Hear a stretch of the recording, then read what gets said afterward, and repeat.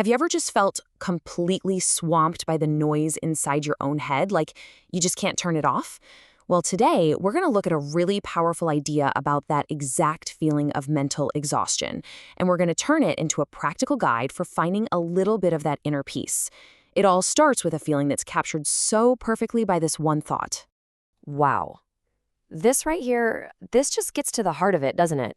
It's that deep, soul-tired feeling that doesn't come from a long day of work, but from a mind that is just constantly, relentlessly running. I think that's a feeling a lot of us know way too well.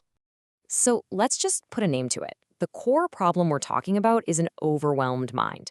And this isn't just about being busy. This is the kind of exhaustion that comes from that nonstop, looping conversation you're having with yourself all day, every day. And when you really break it down, it's not just random thinking, is it? It's those endless internal debates, where you argue every single side of an issue with yourself. It's the constant obsessive analysis of every little thing that happens. And all of that just churns up these incredibly draining emotions. It's a cycle that just feeds itself. But what happens when you finally hit that wall? You get to a point where you just have to make a decision. And this isn't about passively giving up or fading away. Nope. This is an active, conscious command you give to yourself. It's time to just let go.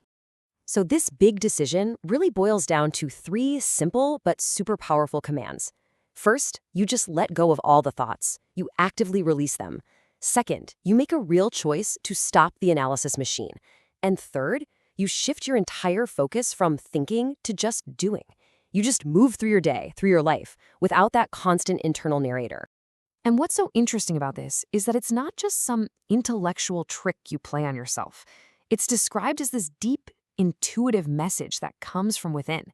It's a physical feeling, almost like your own body is screaming at you, telling you what it needs. And that is to just drop the weight and let everything go. Okay, so once you make that decision, something profound starts to happen. There's this huge shift in your perspective. You're no longer the main character caught up in the drama and chaos of your own mind. Instead, you take on a brand new role. You become the observer. And you can really see the difference here, right? On one side, you have the old way. You're in the middle of it all, actively arguing, dissecting every single thing in your head. But then, on the other side, that's the new way. You consciously take a step back, you get on the sidelines, and you simply watch life happen without getting tangled up in it. So what does being an observer actually feel like? Well, it means you just watch events as they happen, without that burning need to control or judge them. You just notice the natural flow of life. You watch as things, inevitably, change and transform all on their own. It's this practice of just letting things be. So why do this? What's the big payoff for becoming an observer?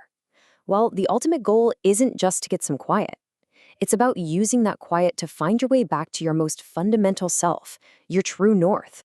And what exactly is that essence? According to the source material, it's about returning to your core nature.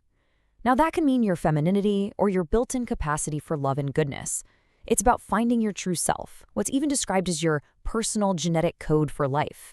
The unique blueprint of who you were always meant to be. And the idea is that this isn't just some personal goal you set for yourself. It's framed as a universal message, a feeling that the world, the universe itself, is trying to guide you back to your most authentic self. It's a pretty powerful and centering thought, really. Now, this is where it all gets really practical. How do you take this observer mindset and actually apply it to your messy, everyday life? It all comes down to one key idea: understanding your sphere of influence. The very first step, and honestly, this is a big one, is to accept what is outside of your control. And here it is, the key realization. You simply cannot control what other people feel, what they think, or what they do. Trying to do that, well, that's where so much of our mental exhaustion comes from in the first place. So if that's off the table, where should you put all that energy? Right here. This is the stuff you can influence. Your health, taking care of your body. Your appearance, how you present yourself. Your own state of mind. The actual thoughts you decide to hang on to. And maybe most importantly, the things and actions that genuinely light you up and bring you joy. And let's be clear, this isn't just another self-help tip. The source material takes this idea and elevates it to something much more profound. This focus on what you can control, that is presented as the very foundation, the core meaning of life. When you focus your energy here, You're engaging with your life in the most powerful way you possibly can. So we're going to end with this. After walking through this whole journey from that feeling of total mental burnout to this idea of mindful observation, the question isn't just some abstract thought anymore. I want you to really think about it. What in your life right now would change if you truly, honestly, just stepped back and became the observer?